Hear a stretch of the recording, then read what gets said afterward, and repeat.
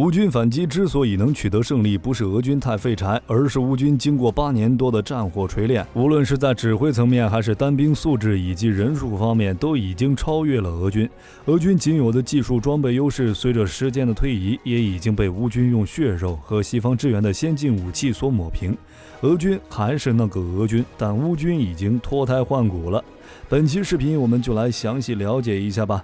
首先可以肯定的是，乌军此次哈尔科夫反攻大捷，各个市政府均已升起了黄蓝旗。用一句话来形容，就是乌军的进展是一天一个样。网上还在报道上一场战役、下一场战役都已经打完了，常常赶不上乌军的进度。其中乌军部队具体的作战细节、战术运用，火力军在其他视频已经详解过了。这次我们来说点不一样的东西。想想战争之初，俄军最开始的基辅大溃逃，当时网络上普遍认为俄军战力是有的，就是指挥层次太低级了，才导致俄军狼狈不堪。后来的乌东战场，俄军用大炮兵主义、大炮轰完步兵冲的循环战术，虽说取得的进度很缓慢，但也确实取得了效果，给当时的乌军造成了一点的伤亡。所以才会给我们造成俄军虽然很拉胯，但瘦死的骆驼比马大，世界第2大军事强国，有很强容错率，以及乌军与其有很明显差距的固有印象。但是从本次哈尔科夫反击战开始，大家对俄军的固有印象、看法等都应该被推翻了。像部队的作战指挥，在这次的哈尔科夫反击战开始之前，乌军在赫尔松大规模反击，迫使俄军将乌东精锐调离，再配合此前一贯防御的作战方法，令留守的俄军相信乌东战场依然优势在我，不需要过多防备，从而露出了致命的缺陷。具体到战术层次，很多人对乌军采取的闪电战认为太过冒险，即使取得了超出预期的战果，但只是觉得运气占大多数。但火力军却不这么认为。乌军这次包括赫尔松和哈尔科夫的2线反攻，无论结果如何，首先就证明了乌军高层对自身力量的自信，但在发动反攻之前，却任由俄粉对乌军战力的嘲讽，放任这种情绪发酵，最终成功让俄军产生轻视，错估乌军的行动也就在情理之中了。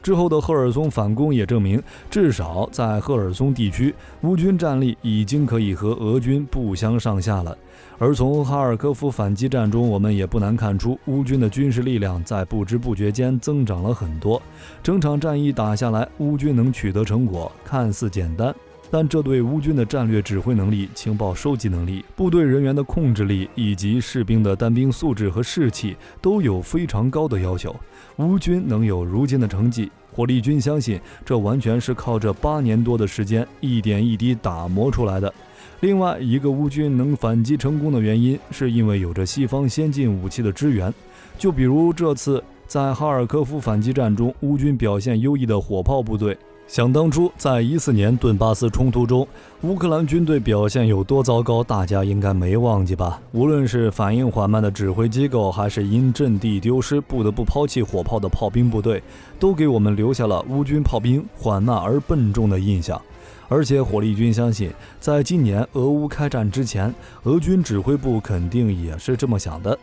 但从开战至今，乌军炮兵的表现越来越优秀，不仅反应速度快，而且隐蔽性也超强，跟过去相比，完全像换了一个兵种。乌克兰人仅仅用了短短的8年时间，便将世界炮兵数量第1的俄罗斯拉下了神坛。火力军搜集资料总结了2套原因：一，乌克兰自己研发了套系统；二，乌克兰请了一个人，而这个人很关键，因为网络上有些人夸张地将其称为神。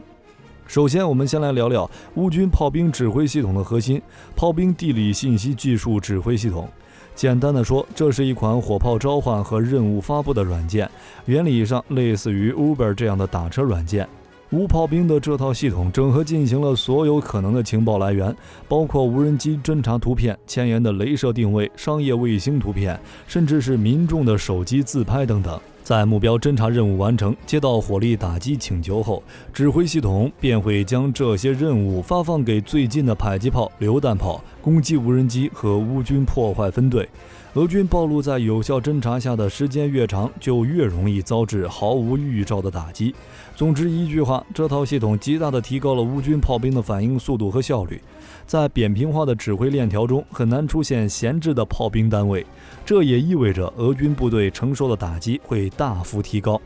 其次是这套系统同样受益于分布式的指挥链结构，乌炮兵接到指令到准许开火的延迟时间从原先的20分钟降低到了30秒，可见其提升程度之高。实际上，在二战时，美国炮兵从请求到准许开火的时间有5分钟，到了越战时，为了避免误伤，将时间提到了15分钟，最后到了阿富汗战争，这个时间直接被美军拉长到了1小时。而美陆军之所以这么做，一是为了防止友军被误伤，二是因为市级炮兵火力控制中心的法医官员会参与交战规则附带损害的审查工作。2006年，当美国陆军特种部队猎杀高价值目标时，就被赋予了直接呼叫带有 GMLRS 火箭弹的多管自行火炮系统的权利。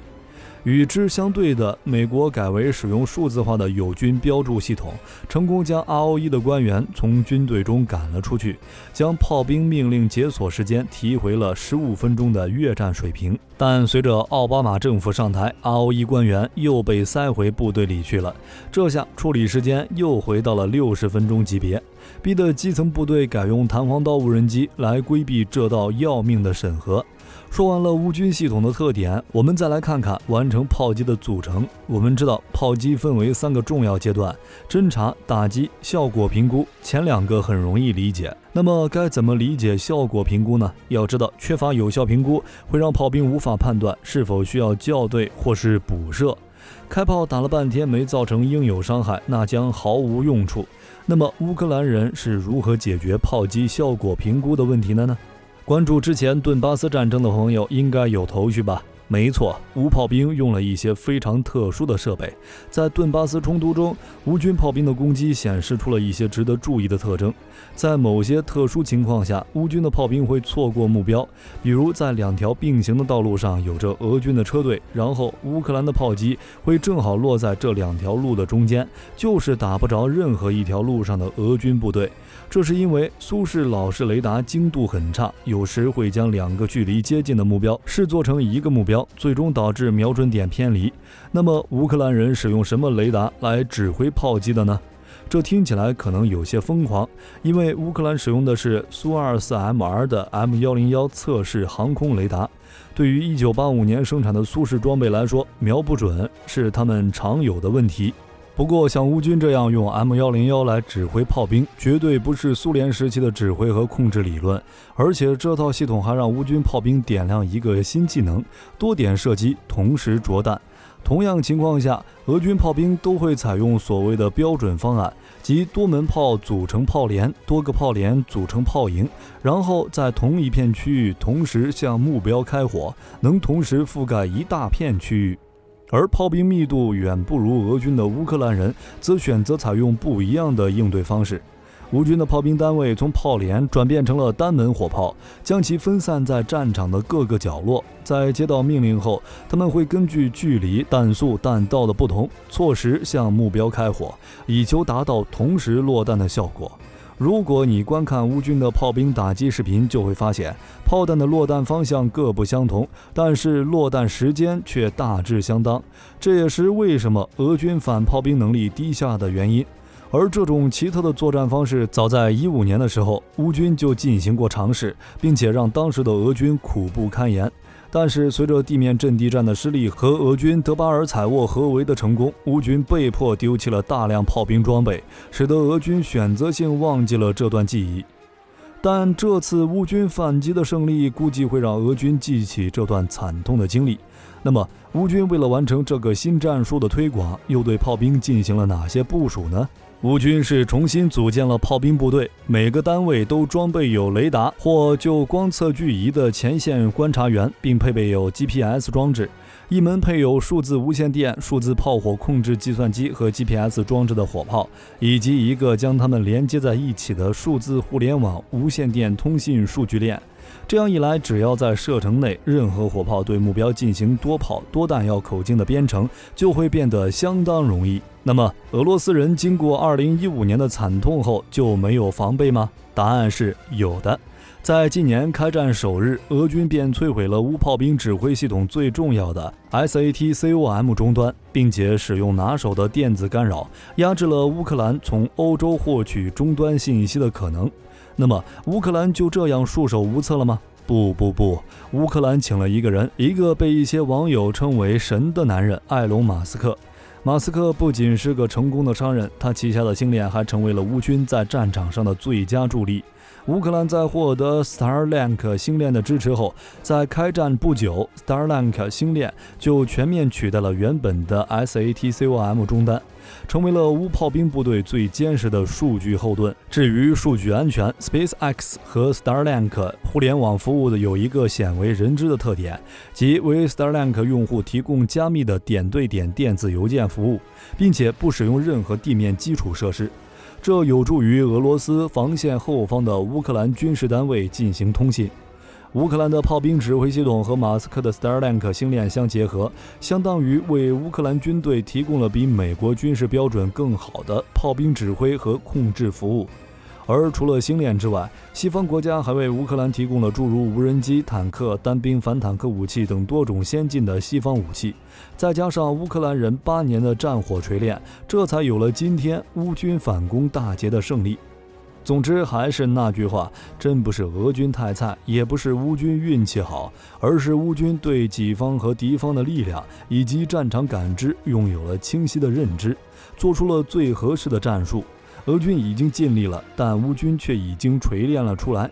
好了，关于乌军反攻大捷，你还有什么想说的吗？欢迎在评论区留下你的看法，我们一起讨论。本期视频内容就到这里，我们下期再见。